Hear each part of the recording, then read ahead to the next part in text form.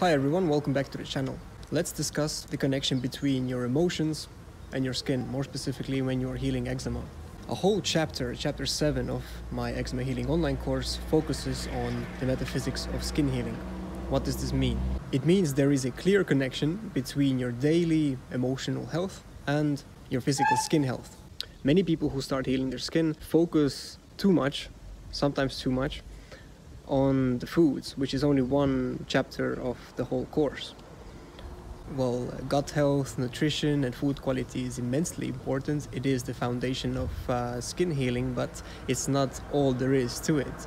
And easily the most overlooked and underappreciated aspect of skin healing is the metaphysics, the sort of emotions, the sort of traumatic events, things that you usually don't want to think about, let alone blame your skin problems on. But people who have successfully healed themselves, including me and some of my followers, they look back at the healing journey with a new perspective, right? So there are certain things that you don't really notice while you're going through the process and you don't think they're relevant, but looking back you get this new perspective, this sort of wisdom, looking back at the progress. And usually there is at least one element of changing something about your life, about your lifestyle, about maybe your career, maybe something about the way you process emotions or express them, or the way you react to things. So you reprogram yourself, the way that you react to things, the way that you interact with people, your relationships, and even just your subconscious beliefs. It goes really deep in that sense. But overall,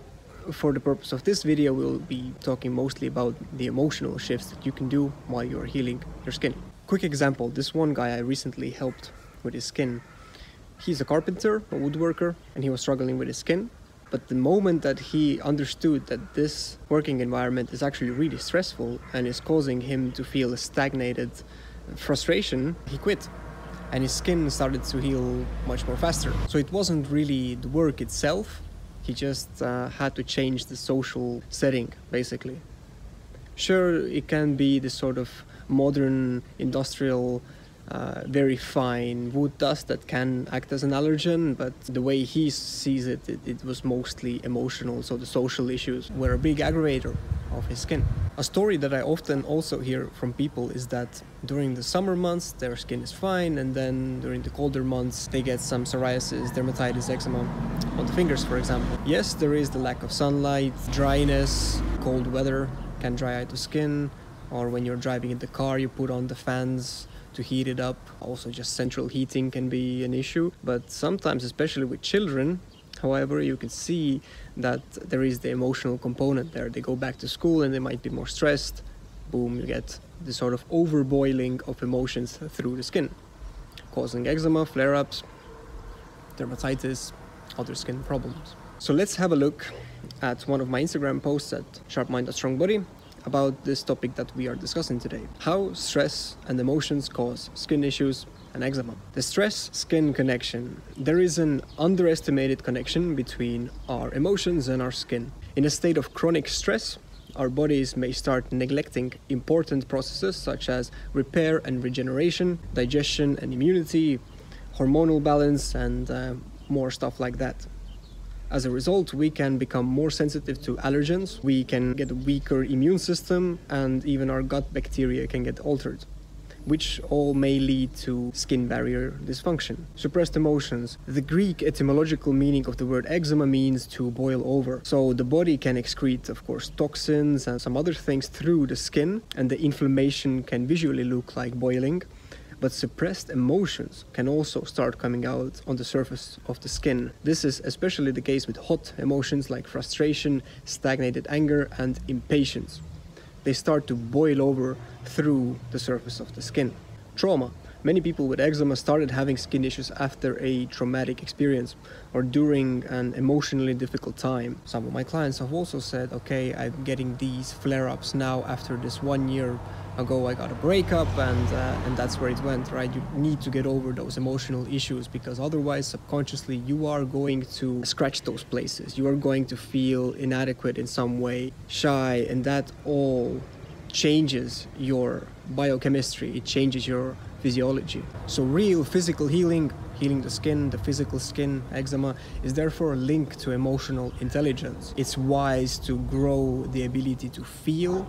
You feel through the skin, it's a feeling organ, but also to process and express emotions in a healthy way, especially when it comes to opinions or when it comes to reacting to something socially. That's where your emotional skin is at. And the better you build this boundary, the better your physical skin will reflect that. Overcoming these traumatic root causes in the emotional body heals the physical body as well. And healing, of course, is our own responsibility. Whatever happened to us, we shouldn't just blame and feel like we're helpless. We need to empower ourselves. This is how you grow internal health. This is how you grow internal dedication, consistency, all the good stuff that you need to heal your skin for good. Boundaries. The physical skin is our bodily barrier, a shield, our armor, and the metaphysical skin is the abstract barrier that people don't usually think about very often. And by regulating this emotional skin, we also heal the physical skin. So learn to regulate the borders between what is you, conceptually, and what is someone else, what is the external world. That is what the organ, the skin, does. Your largest organ. It separates you from the world, so it protects you, but it also lets you interact with it. So it's not just about building iron skin, it's about also letting it communicate properly, adequately, the way it's supposed to, right? Social boundaries, self-image, and individuality. That is what the skin really reflects. Quick example, people often say that if it's too easy to offend you, or manipulate you, or just in any way, if you're too sensitive, people say you need to grow thicker skin. And that's what we are trying to do when we are healing eczema. It's not just getting rid of the thing, it's not just battling the disease, it's about growing better skin cells, thicker skin. So stop caring so much, set boundaries, and say no more often. It's a therapeutic thing to say no and create limits, set standards, and stuff like that. A quick example of boundaries and problems with boundaries and how to overcome that is me. If you look at my channel, you scroll down, you see some older videos back when I was a musician. I wrote songs and sang about, a lot of hippie stuff, about tolerance being a virtue, about unity being this huge thing that everyone should strive for. The truth is, I was afraid of conflict. I was afraid of setting boundaries, setting standards, setting limits.